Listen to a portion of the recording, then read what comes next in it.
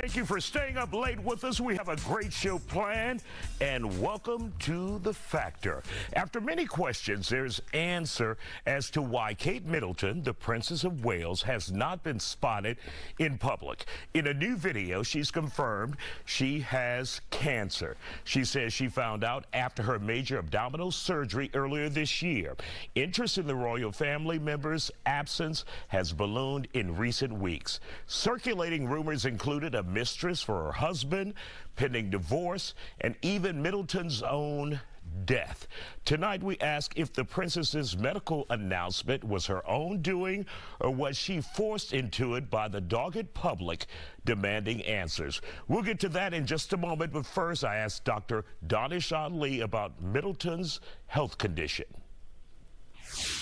Dr. Danish Ali is here with Archpoint Pain Institute. Dr. Ali, do we have any clue after the release of the information of what type of cancer the princess is dealing with? Isaiah, we don't know. We can only speculate.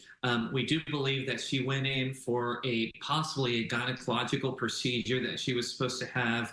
And when she had that procedure, they send that off to pathology and to review. And that's when they found that tumor mass to be cancerous in the early stages, but they ended up deciding to take that cancer out, that tumor out, and she recovered from that procedure and from that surgery for a couple of weeks, and then she was discharged. And now, a few weeks later, she's going to undergo chemotherapy. Now, is chemotherapy, is that customary if you've already removed the tumor? How does that work? Yeah, Isaiah, even if though you have removed it, there may still be parts that are left, number one, and number two, to prevent this in the future as well. This is a common occurrence that happens after somebody's had chemo. And they may also get, after they've had surgery. So the general steps, or sometimes the steps that happen, are surgery and then chemo and possibly even radiation as well, depending on how much of the tumor is still there, if at all any. So only time will tell what the future is going to hold in terms of how she's going to undergo further treatment, but right now we know that she's about to start chemotherapy. And of course, let's continue the discussion tonight. Joining us now, publicist Brigitte Holden, along with pastor and journalist Dr. Ruth Olison. So Brigitte, first of all, we remember and recall just 2 weeks ago, the public being dogged about this photo that the princess put out, her and her family, her children. And some publications canceled it, would not run it, and they're asking what is going on. And then TMZ had a special plan over the weekend saying what happened to her. And we don't know what they may have revealed, but do you think all of these factors played a role in her coming forward with her cancer diagnosis today? I do, because the best way to get out in front of something is for you to put it out yourself and tell your story instead of letting the public of opinion tell your story. So yes, I do believe that there was pressure, because unfortunately in the newsroom, you know, they say if it bleeds, it leads. And so therefore she had to get out in front of the story herself instead of letting the public make the decision. You know, we live in the fairy tale world in London where there's the Queen and, you know, things like that. They did the wedding, so we want to know about her health as well. And Dr. Ruth, let's bring you into this. Is this fair, even though she is a public figure? She is not like Charles, you know, the king. She's still the princess. But is it fair that she has to reveal this now, if we're accurate, because of public pressure, possibly because of any specials that may come out? Well, it seems also that it took a very long time for this to be revealed.